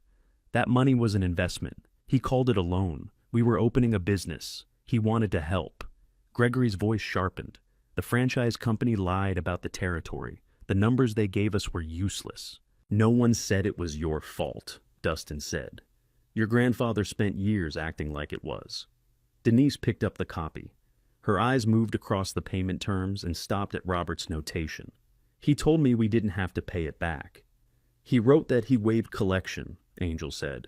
"That isn't the same as saying it never happened." Denise lowered the page. For the first time, Dustin saw something beneath her control. Not surprise about the failed business. She and Gregory had lived through that. The surprise was that Robert had connected it to the Bellwether Trust and left the connection in writing. Gregory walked to the window. "We lost everything in that store." "You kept your house," Holly said. "You don't know what we kept." Denise looked at Dustin. "We spent years recovering. Dad had the drive-in sitting there, losing value. He had this building collecting rent, and every time we asked what his plans were, he treated us like we were trying to rob him. You didn't know he owned this. I knew he had money tied up downtown. I thought he rented space and helped Holly. He never told me it was all his." Gregory turned from the window. "The drive-in sale is how we finally put that failure behind us. If you start challenging the estate inventory, Heartland can delay closing. I'm not challenging the drive-in. Your attorney will. That's what attorneys do." Angel's expression stayed calm. "I'm not Dustin's attorney yet. Then stay out of it." Denise placed the loan copy on the table. "We're not taking this because we want to leave you homeless," she said. "We're trying to finish what Dad left us." Dustin looked around the loft Robert had prepared, then at the coat he still wore, because he had no other place to keep it. "You already left me homeless." Denise flinched, but Gregory stepped forward. "We can settle this sensibly. The building gets added to the estate. You receive some cash. Nobody holds up the land closing, and nobody drags private family history through court. How much cash? We'd have to discuss it. You came upstairs without knowing what was found, and you already want me to give it up." Gregory opened his mouth, but Denise answered. "Yes," she said. The honesty of it quieted him. She looked at Robert's letter, the trust, and the safe set behind the finished shelves. Her father's decision was no longer something she could explain away as forgetfulness. He had remembered the franchise, the money, Joshua's death, Dustin's future, and the risk of placing everything under one person's control. Denise wanted the building because she believed Robert had kept too much from her after the business failed. Gregory wanted it folded into a clean estate so the drive-in sale could close and the old loss could finally become money again. Neither of them had expected Dustin to find the reason written down. Gregory wanted an answer before they left. How much would it take, he asked. Dustin looked at Angel. She closed the document box. There won't be a settlement discussion tonight. I wasn't asking you. No, Dustin said. You were asking me before I know what the building is worth. Denise picked up her purse. You think this is worth more than your family? I think Grandpa expected that question. She stood very still, then walked out of the loft. Gregory followed her. At the landing, he turned back. The developer won't wait forever. That's between you and the developer, Dustin said. It becomes your problem if this sale falls apart. Scott locked the door after him. Holly went downstairs to check the store. Angel packed the trust, deed, letter, and loan copy into separate document sleeves. Dustin returned the silver dollars to the safe. Where should the originals stay? He asked. Not here now that they know where the safe is. Angel had a fireproof cabinet at her office. She wrote a receipt listing each item she took, signed it, and had Dustin and Scott sign as witnesses. Dustin kept copies of Robert's letter and the trust's beneficiary section. Can Denise remove tenants while this is disputed? Scott asked. Not lawfully without authority. She has keys to the rear door. Holly should change the ground floor lock with the consent of whoever has authority. That's the question, Dustin said. Angel looked at the trust again. The document names you as successor trustee after Robert's death. If it's valid, the authority is yours. How do we prove valid? We match every part that can be independently checked. She began the next morning at the county recorder's office. Dustin went with her. Scott stayed at work to finish the reception desk, and Holly opened her store at 9 as usual. The recorder's office occupied a quiet room in the courthouse. Bound property indexes filled shelves along one wall. A clerk brought out a certified copy of the deed filed in 2013. The copy carried the county stamp and recording number. It transferred the Bellwether building from Robert Peterson personally to Robert Peterson as trustee of the Robert Peterson Bellwether Trust, dated the same day as the document found in the safe. The legal description matched word for word. Angel placed the safe copy beside the certified one. Every page matched, including a corrected letter and the parcel description initialed by Robert and the notary. Could someone have made the one in the safe from this? Dustin asked. They could have obtained a copy from the county, she said. But this recorded deed proves the transfer happened in 2013. It wasn't created after his death. What if he canceled the trust later? That's the next check. They searched the property index through the present year. No later deed transferred the building out of the trust. No mortgage had been filed against it. There was no recorded revocation. A revocation didn't always have to be recorded, Angel explained. But if Robert had taken the property back personally, sold it, or moved it to another trust, there should have been another deed. There wasn't. The notary acknowledgement gave the name of a lawyer who had worked in Junction City. Angel called her former office from the courthouse hallway. The lawyer had retired, but the firm retained its closing files. They emailed a written request and a copy of Robert's authorization clause from the trust. Now we wait, Angel said. Dustin disliked waiting more now that there was something to lose. He spent the afternoon at the workshop. The walnut reception desk had to be delivered by 5, so Scott didn't allow conversation while they fitted the last drawer and wrapped the top in moving blankets. They loaded it into Scott's truck and drove it to a medical office on the west side of town. Dustin helped carry it through 2 sets of glass doors. The office manager ran her hand over the curved edge and smiled. This is exactly what we wanted. Scott only nodded, but on the drive back he allowed himself to look pleased. You do all your work down there? Dustin asked. Most of it. What happens if you lose the lease? I rent somewhere smaller, sell the big machines, and stop taking jobs like that. Scott said it plainly. The answer was worse because he had already worked it out. You're not losing it. You don't know that yet. I know what Grandpa wrote. A letter tells you his wishes. The deed tells you his actions. Get the action proved. At 4:30, Angel called. The retired lawyer's office had found its file. Robert had signed the trust in their conference room. The file contained a copy made that day, a billing entry, and notes showing Robert reviewed the beneficiary provision before signing. The firm agreed to provide a sworn record custodian statement if needed. Angel had also compared Robert's signature with his will, lease agreements, and several other documents nobody disputed. They matched. "Is that enough?" Dustin asked. "It's enough for me to represent you and state that the trust is genuine." He sat on the edge of Scott's workbench. "And the building. The recorded deed placed it in the trust. The trust names you successor trustee and sole beneficiary. Unless Denise produces a valid later document, you have the better claim." Better claim still sounds like maybe. It's the most honest phrase I have until a court confirms it. Dustin looked through the open basement doors. The ticket booth stood in the yard with its faded boards drying in the afternoon sun. "What can I do now?" "You can preserve the property. You can notify the tenants that ownership is disputed and that no lease changes should be accepted without legal review.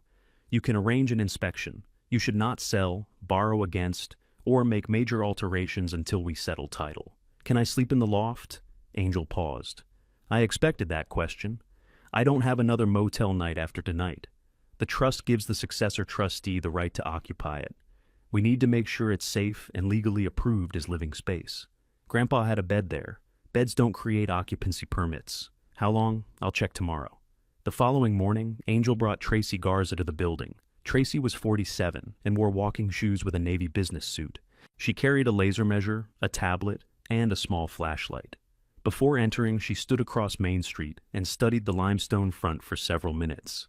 Dustin waited beside her. "Is that good or bad?" he asked. "It's limestone that's been standing longer than anyone arguing over it," she said. "That's usually good." Angel had asked Tracy for a private opinion, not a formal public appraisal yet. They needed to understand the property before Denise's attorney placed a number on it. Holly let them into the mercantile before opening. Tracy measured the sales floor, stockroom, and rear access. She asked Holly about rent, utilities, repairs, and customer traffic. "Are you planning to sell?" Holly asked Dustin. "No." Tracy looked up from her tablet. "He's planning to learn what he owns." The smaller storefront was leased to a clothing repair business. Its owner had left a key with Holly, so they inspected it with permission. The space was narrow but clean, with fitting rooms at the back and sewing tables near the windows. In the basement, Scott showed Tracy the dust collection system, electrical upgrades, and delivery access. He also showed her the lease Robert had signed. "Your rent is below current market," Tracy said. Scott's jaw tightened. "By how much?" "Enough that a buyer would notice." Dustin spoke before Scott could. "The lease stays." Tracy entered that on her tablet. "That affects value. Then it affects value." They continued upstairs. The second floor needed work. Plaster had cracked near 2 windows. An old water stain marked the ceiling in the rear office. The floor remained solid, and the plumbing still functioned in one restroom. Tracy stood in the largest room and turned slowly. "Offices would be the easy use," she said. "An event room, studio, or a small theater could work if the city approves it." Dustin looked at the stacked starlight chairs through the open doorway. He didn't answer. In the loft, Tracy became quieter. She checked the kitchen appliances, measured the windows, and photographed the stove. Angel had confirmed that Robert obtained a residential occupancy approval after renovating the floor. The approval was still valid, subject to a current safety inspection. "So he can live here?" Holly asked. "Once the smoke alarms, furnace, and exits pass," Angel said. Tracy opened the closet but didn't touch the hidden panel. "Was this built for rental?" "Robert never rented it," Holly said. "That helps. It's in unusually good condition." At the round table, Tracy reviewed the rents and recent downtown sales. She adjusted for the vacant second floor, the below-market leases, and the loft. "A formal appraisal may land above or below this," she said. "My working market estimate is roughly $640,000. Dustin thought he had misunderstood. For this building? For the land, structure, leased storefronts, basement income, and finished loft. Scott sat back. Holly looked toward the windows, then down through the floor, as if she could see her store beneath them. Dustin had spent the previous night calculating whether $37 could cover food and gasoline. Now a broker had placed a value of $640,000 on rooms Robert had quietly kept for him. Tracy turned the tablet around. An investor might offer quickly because the storefronts already produce income. A patient buyer could improve the second floor and charge more rent throughout. The current tenants stay, Dustin said. You should know all your options before deciding. I know that one. Scott looked at him, but said nothing. Tracy saved her report. Keeping the tenants doesn't make the building worthless. It means you're choosing steady income over the highest immediate return. Dustin touched the brass key in his pocket. Can the income pay for repairs? With proper management, yes. You'll need reserves, insurance, and clear title first. Clear title remained the part Denise could hold up. Angel received the former lawyer's sworn statement that afternoon. She placed it with the certified deed, the original trust, Scott's calendar records, the discovery video, and Holly's written account. Each piece came from a different place. Together, they showed the same thing. The $6 booth had held the key. The key had opened the loft. The loft had held a trust created 13 years before Robert died. The county record matched it. The signing file matched it. The building had never left it. Angel closed the evidence folder. You have the proof, she told Dustin. Now we keep it safe until Denise makes her next move. The next move arrived before closing time. A locksmith's van backed into the alley while Dustin and Scott were replacing the ticket booth's broken hinge. A man carrying a tool case walked toward the mercantile's rear door. Holly met him before he reached it. Can I help you?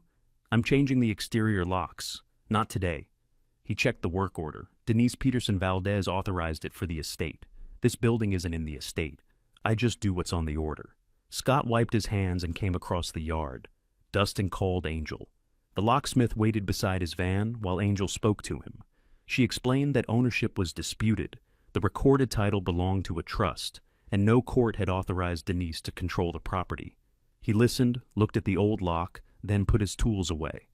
I'm not getting between lawyers, he said. His van had barely left before Gregory called Scott. Scott put the phone on speaker. You embarrassed Denise in front of a local business, Gregory said. She sent someone to change my workshop lock. The exterior doors belong to the building owner. That would be the trust. You don't know what it would be. I know who signed my lease. Gregory's voice became quieter. Leases can be reviewed. Is that a threat? It's a fact. You're taking sides in a family dispute that has nothing to do with you. My shop is downstairs. It has plenty to do with me. Scott ended the call. Holly's phone rang next. Denise asked whether Holly remembered Robert showing signs of confusion during his final months. Holly listened without interrupting. No, she said. Denise spoke again. No. Another pause. I won't say something happened because it would be useful to you. Holly hung up and returned to the register. Her hands shook enough that she entered the wrong price for a jar of honey and had to clear the sale.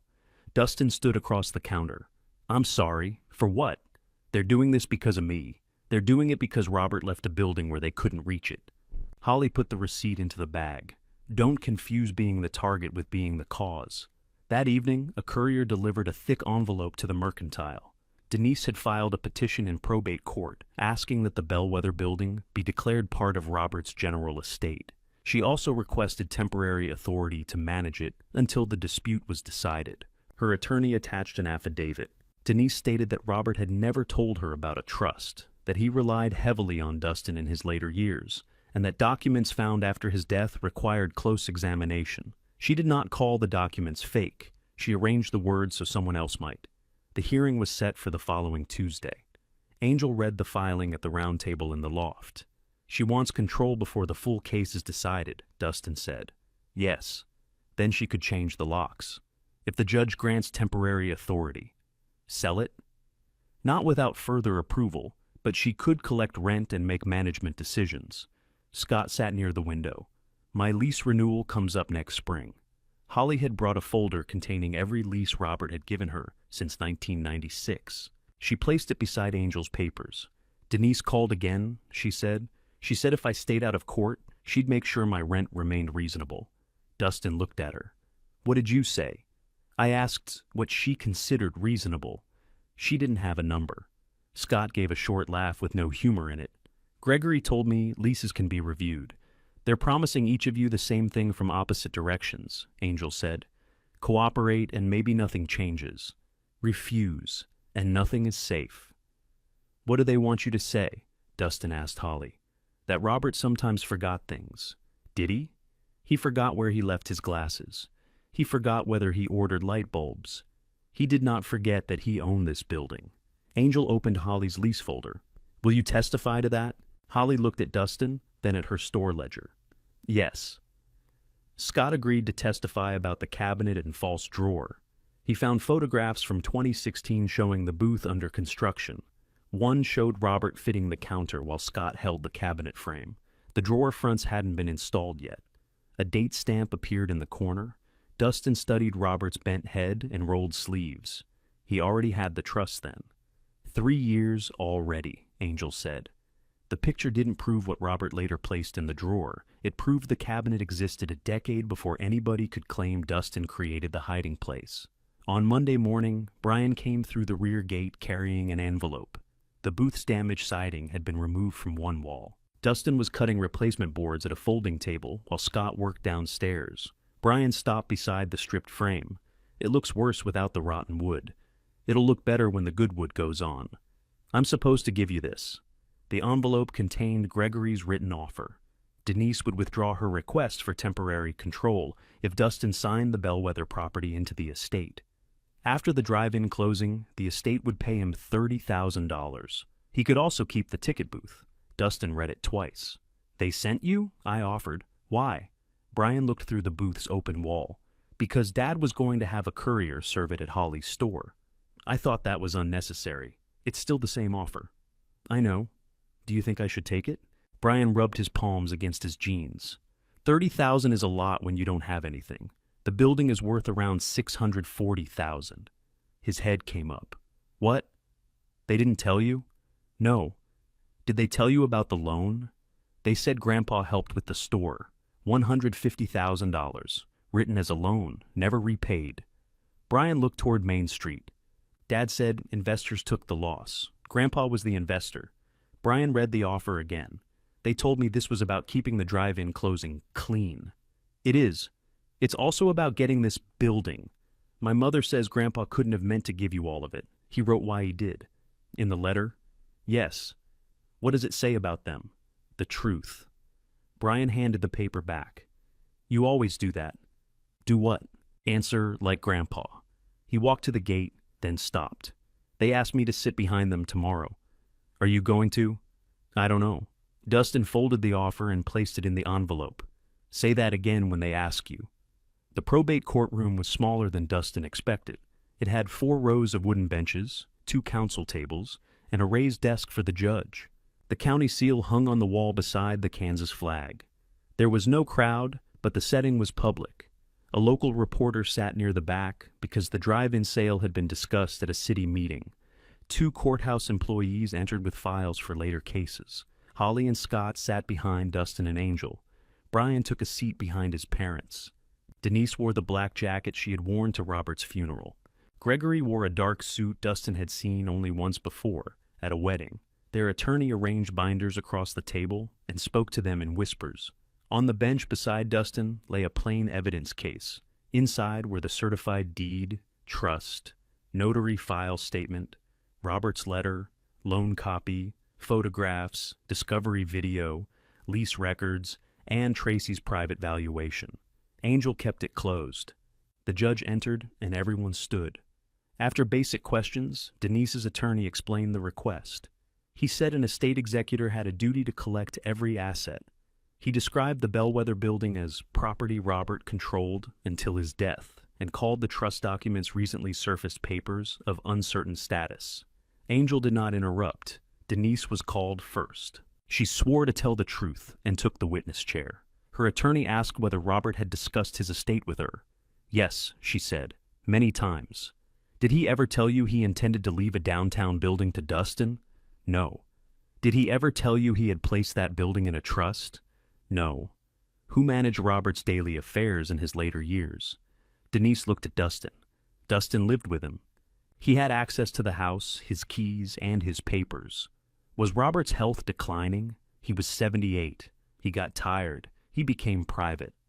Did he sometimes resist help? Yes. Did that make it difficult to know whether he understood every document connected to his property? Angel rose. Objection. She can't speak to his understanding of a document she says she never saw. The judge sustained it. Denise's attorney changed direction. Why are you asking the court for temporary control? Denise folded her hands. Because I'm executor. My father left the remainder of his estate to me. This building was not listed separately in the will. Until these hidden papers are fully proved, I believe it belongs with the estate. Do you believe Dustin should control it now? No. Why? He's 19. He has no experience managing commercial property. He found documents inside a room nobody else knew about, after taking possession of property from my father's estate. I don't believe that should outweigh the will. The attorney asked whether she would protect the tenants. Yes. Would you sell the building without authority? No. Would temporary control help you complete the estate administration and the pending drive-in transaction? Yes. Her answers became steadier. By the time she left the chair, she had committed to the full position. The trust should not control. Dustin's access made the discovery suspect. Robert's silence meant the building should pass to her. Gregory was called next. He described the Heartland Crossroads contract and its deadlines. He said uncertainty surrounding omitted assets could cause the developer to reconsider.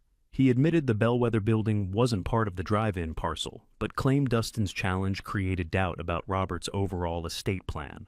Is it your position that the safest course is to place the building under the executor? Denise's attorney asked. Yes. Even if Dustin objects? Yes. Even if the tenants object? Gregory glanced toward Holly and Scott. Yes. Family property can't be managed according to whoever makes the most noise. His attorney returned to the table. The judge looked toward Angel. You may respond. Dustin kept his eyes on the closed evidence case while Angel stood. She opened the case. Angel first handed the clerk the certified county deed. The judge compared its recording number with the copy found in the safe. This transfer was filed in 2013, the judge asked. Yes, Angel said. 13 years before Robert Peterson's death. She presented the original trust, the former law firm's file, and the sworn statement confirming Robert had reviewed and signed the document. Each date matched. So did the notary seal, parcel description, and beneficiary provision. Nothing recently surfaced about the legal transfer, Angel said. Only the location of the original document was recently discovered. Denise's attorney stood. The circumstances of that discovery remain questionable. Then let's address them. Scott took the witness chair. Angel showed him the photograph from 2016. What are you building here? The cabinet inside the Starlight ticket booth. Who is beside you? Robert. Did Dustin direct this work? No. Did he ask you to build a hidden drawer? No. Did you know Robert later installed one? Not until Dustin found it. Scott explained how the stuck drawer released and how the false bottom lifted. The discovery video showed his surprise as clearly as Dustin's. Holly testified next. She brought Robert's leases and rent records. She described his visits, his management of repairs, and the way he spoke about the building. Did Robert ever tell you he had set something aside for Dustin? Angel asked. Yes. When was the last time? In March. Did he appear confused? No. He complained that I'd raised the price of coffee by 50 cents. A few people smiled. Denise didn't. Did he indicate where this gift might be? He always looked toward the upstairs door. Angel placed Robert's letter before the judge. This explains intent, but ownership does not depend on the letter. It depends on the trust and recorded deed. She read only the necessary sections. Robert had loaned Denise and Gregory $150,000 for the hardware franchise. The business failed in 2009. The loan went unpaid. Robert waived collection, but created the Bellwether Trust, so Dustin's inheritance couldn't be borrowed, traded, or absorbed into another loss. Denise stared at the table while the words entered the public record. Gregory's attorney objected to the loan note. The judge examined it. This court is not enforcing the debt. It is relevant only because the petitioner questioned why Robert created the trust.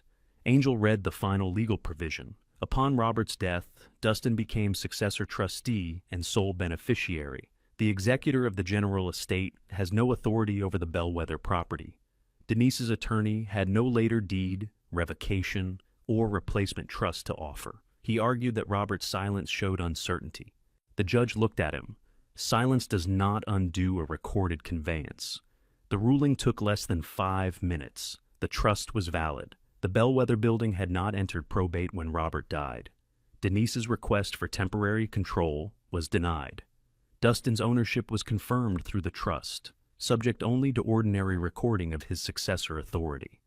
The house, accounts, and Starlight property remained with Denise. The court took none of that away from her. It simply refused to give her the building Robert had placed elsewhere. Outside the courtroom, the reporter approached Dustin. "Can I ask how a 19-year-old who had nowhere to live uncovered a downtown building?" Dustin looked at the brass key in his hand. "You can write it plainly," he said. Homeless at 19, he took a condemned $6 ticket booth. Its false drawer held a Loft key. Denise passed without speaking. Gregory followed her toward the stairs. Brian stayed. His parents reached the lower landing before Denise noticed. She called his name, but he shook his head. "I'll meet you outside." When they were gone, he faced Dustin. "I knew they wanted me watching you," he said. "I told myself it was keeping things calm. It didn't." "I know. You repeated things to them." "Yes. And you let them put me out." Brian's eyes dropped. "Yes." Dustin waited. An apology that avoided the facts wouldn't help either of them. Brian looked up again. "I'm sorry. Not because they lost. I'm sorry because I saw what was happening and chose the easier chair." Dustin folded the key into his palm. "I hear you," he said. "It isn't fixed. I know." That was where they left it that day. The drive-in sale closed 3 weeks later. Heartland Crossroads bought the land from Denise, and no bellwether question delayed it.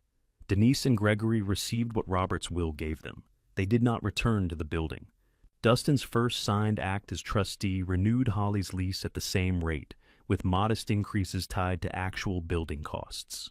Scott received a 5-year workshop lease. Both read every page at the round table in the loft. Tracy returned with repair estimates and a plan for the income. The storefront rents covered insurance, taxes, basic maintenance, and a reserve fund. Dustin rejected 2 purchase inquiries without opening negotiations. He didn't need to sell the place to understand its value. The second floor took longer. One Saturday, Dustin and Scott pulled the sheet from the old popcorn machine. Holly cleaned its metal doors with vinegar, while Brian carried folding chairs from the storage room. Brian had started coming by once a week. Dustin gave him work, not forgiveness on demand. They learned how to speak again, while scraping plaster and hauling broken trim down the stairs. The largest second-floor room became a small community screening room. They repaired the ceiling, added safe wiring, widened the exit, and painted the walls a deep blue. Tracy helped them find used theater seats from a closed lecture hall. Holly organized the first schedule with local history films, old features, and free Sunday screenings. The ticket booth became the entrance kiosk. Scott replaced its rotten lower boards while preserving the original counter. Dustin repaired the roof and painted the siding the same warm red Robert had used. They kept the false drawer. Inside it, beneath a clear cover, Dustin placed a copy of the torn note. On opening evening, people entered through the restored booth on the second-floor landing. Dustin handed each person an orange ticket. Holly sold popcorn from the machine Robert had stored. Scott stood near the back wall, checking every cabinet door people touched. Above the screening room entrance, a simple wooden sign read, "Robert Peterson Room." Brian arrived late and waited until the line thinned. "You charging $6?" he asked. "Tonight's free." Grandpa would complain about the business model. He'd stay for both movies. Brian smiled. He would. Dustin handed him a ticket. If stories about young people rebuilding a life after family betrayal matter to you, subscribe and return for the next inheritance story. After the last showing, Dustin swept popcorn from beneath the seats and shut off the projector. Holly locked the mercantile below. Scott's machines had gone quiet in the basement. Brian carried out the final trash bag, called good night, and left, without asking for more than Dustin could give. Dustin climbed to the 3rd floor with Robert's brown coat over one arm. The loft had passed its safety inspection. Clean sheets covered the bed. Dustin's clothes hung in the finished closet, and Robert's photograph stood beside one of Kristen and Joshua. The coffee can of silver dollars remained in the safe. He hadn't spent one. He closed the loft door, then opened it once more from the landing, simply because he could. The brass key turned smoothly beneath his hand. Warm light crossed the wooden floor, the refrigerator hummed, and below him, the restored ticket booth waited to open again. Dustin stepped inside and turned the key in the loft door that was now his home.